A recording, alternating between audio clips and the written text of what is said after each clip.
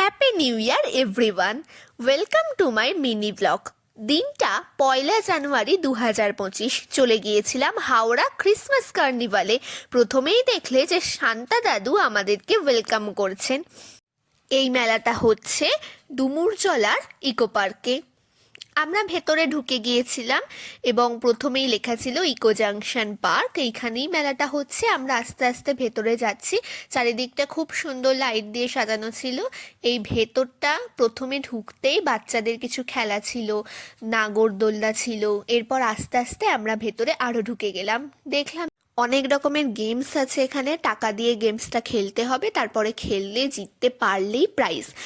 তারপরে দেখলাম একটা জলের ওপরে বাচ্চারা খেলছিল। চলে এসেছিলাম একটু ঝিলের ধারে, আলো দিয়ে সাজিয়েছিল, খুব সুন্দর লাগছিল। আমরা গেছিলাম একদম লাস্ট দিন, 1 জানুয়ারি। মা আবার এখানে একটু কানের দুল দেখছিল। চলে এসেছিলাম জুয়েলারির দোকানে। জুয়েলারির দোকান ঘুরতে ঘুরতে চলে এসেছিলাম জামা কাপড়ের দোকানে। তারপর এখানে অনেক ফুল ছিল। মেলায় যাওয়া মানেই তো খাওয়া দাওয়া, তাই চলে এসেছিলাম খাবারের স্টলে। প্রথমেই নিয়ে নিয়েছিলাম ঘটি গরম, যেটার দাম ছিল 10 টাকা। আর এরপর নিয়ে নিয়েছিলাম ঠান্ডা ঠান্ডা মালাই, যেটার দাম ছিল 30 টাকা।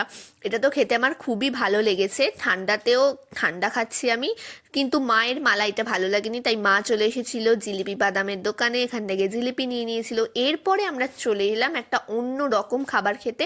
এটা হচ্ছে এগ চিকেন পপ। তোমরা দেখতেই পাচ্ছ এই দাদা এখানে কিভাবে এটাকে তৈরি করছেন। এটা আবার হেডিং দিয়ে লেখা ছিল যে কলকাতায় সর্বপ্রথম এগ চিকেন পপ। এটার দাম নিয়েছিল 60 টাকা। এটা খুবই সুন্দর খেতে ছিল। নতুন রকমের জিনিস খেলাম এবং খুব সুন্দর খেতে ছিল এটা। তারপর চলে এলাম ফাংশন দেখতে।